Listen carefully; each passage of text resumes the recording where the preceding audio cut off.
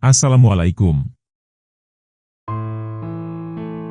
Kali ini kami akan mengisahkan tentang seseorang dari 600.000 jamaah yang ibadah hajinya diterima. Abdullah bin Mubarak al-Hanzali al-Marwazi atau yang dikenal dengan sebutan Ibnu Mubarak. Dia adalah seorang ulama ahli hadits terkemuka. Selain ulama, dia juga adalah seorang pengusaha sukses yang gemar menjalankan ibadah haji dan berjihad di jalan Allah. Menjadi kebiasaan beliau, bila tahun ini Ibnu Mubarak naik haji, tahun berikutnya dia pergi berjihad. Demikian seterusnya berselang-seling. Meskipun betapa sibuknya dia. Di Makkah dia juga memulai usaha dagang yang keuntungannya selalu dia bagi-bagikan kepada fakir miskin di sekitar kota Makkah. Pada suatu saat, tibalah waktu musim haji bagi Ibnu Mubarak. Dia berniat menunaikannya, hingga terkumpulan bekal sebesar 500 dinar. Maka dia pun berangkat menuju Makkah dan menunaikan haji dengan sebaik mungkin. Setelah selesai menunaikan ibadah haji, Ibnu Mubarak tertidur dan bermimpi. Di dalam mimpinya dia melihat dua malaikat turun dari langit dan kedua malaikat dengan pakaian hijau sedang berdialog di antara mereka. Dalam percakapan malaikat itu, Ibnu Mubarak mendengar dengan jelas percakapan kedua malaikat tersebut. "Berapa orang yang datang tahun ini untuk berhaji?" tanya malaikat pertama kepada malaikat kedua. 600.000 jamaah. Jawab malaikat kedua.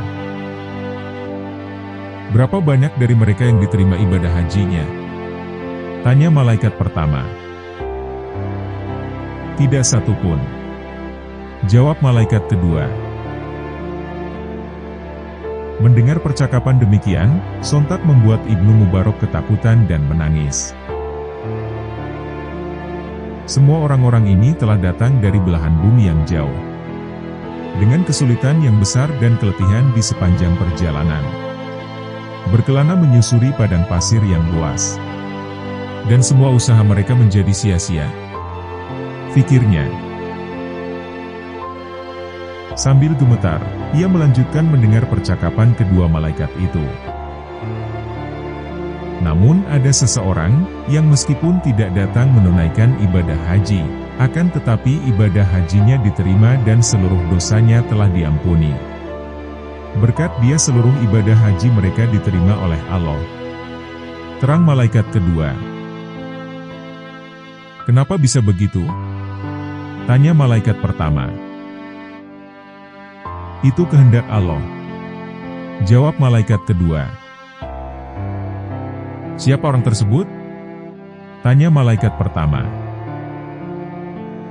"Ali al-Muwaffaq, seseorang laki-laki sederhana dari kota Damaskus," jawab malaikat kedua. Kenyataan berkata demikian, dari sekian banyaknya orang berangkat haji, hanya ada satu jamaah haji yang diterima. Meski dia tidak berangkat haji. Dia adalah yang bernama Ali al-Muwaffaq. Percakapan dua malaikat itu sontak membuat Ibnu Mubarak terbangun dan menangis. Dia segera bergegas pergi ke Damaskus untuk mencari Ali al-Muwaffaq. Dan sesampainya di Damaskus, ia langsung mencari orang yang disebut malaikat dalam mimpinya. Akhirnya dia menemui titik terang setelah hampir semua orang ia tanyai.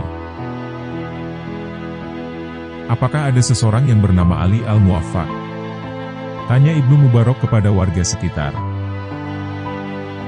"Ada, rumahnya berada di tepi kota," jawab salah satu warga sambil menunjuk arahnya. Setibanya di alamat tujuan, Ibnu Mubarak kemudian mengetuk pintu rumah itu. Sampai akhirnya keluar seorang laki-laki tukang sol sepatu yang berpakaian amat lusuh. Ibnu Mubarak langsung mengucapkan salam. Lantas Ibnu Mubarak bertanya kepada laki-laki yang membuka pintu itu. "Benarkah Anda bernama Ali al-Muwaffaq?" tanya Ibnu Mubarak. "Iya, benar Tuan. Ada yang bisa saya bantu?" kata Ali. "Siapa namamu?" Dan pekerjaan apa yang engkau lakukan? Tanya Ibnu Mubarak. Aku Ali Al-Muwaffaq, aku hanya seorang tukang sol sepatu. Sedangkan siapa engkau? Jawab Ali Al-Muwaffaq sembari bertanya balik. Lalu, Ibnu Mubarak menerangkan siapa sebenarnya dirinya dan maksud kedatangannya kepada laki-laki tersebut. Ibnu Mubarak lantas menceritakan kepada Ali Al-Muwaffaq semua yang terjadi dalam mimpinya saat itu.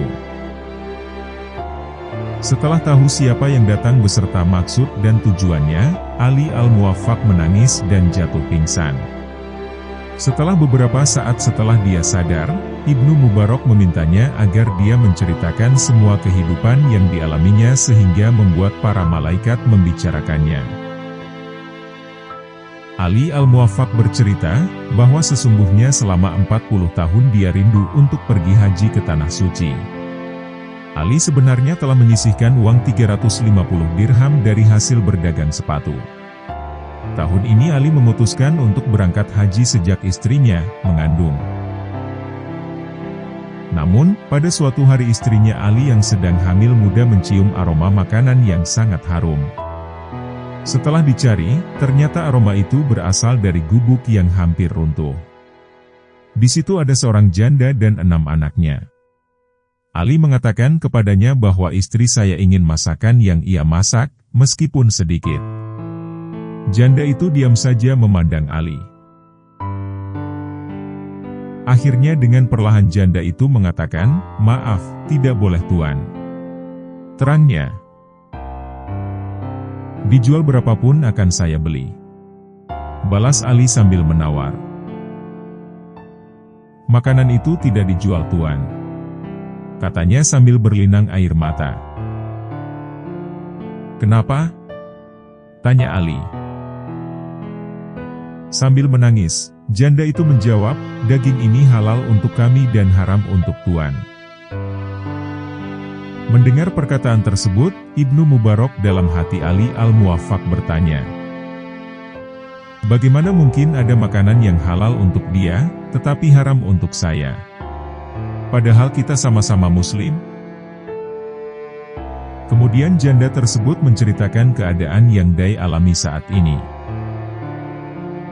"Sudah beberapa hari ini kami tidak makan. Di rumah sama sekali tak ada makanan.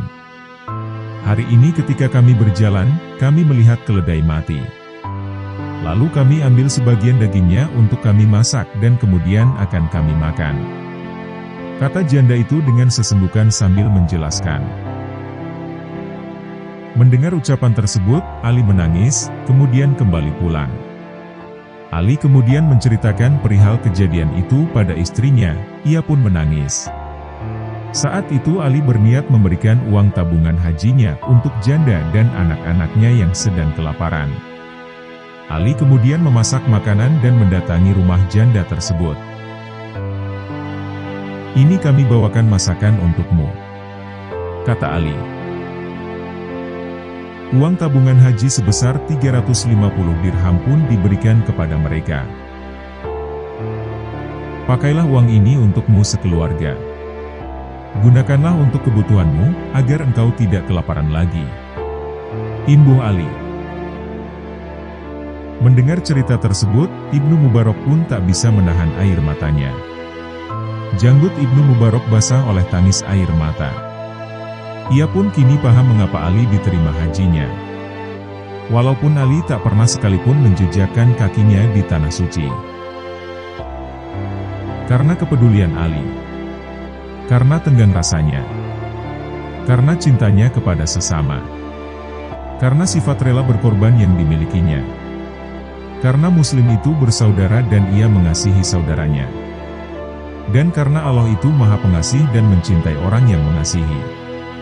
Ternyata inilah amalan yang dilakukan oleh Ali Al-Muwaffaq sehingga Allah menerima amalan hajinya meskipun dirinya tidak berkesempatan menunaikan ibadah haji.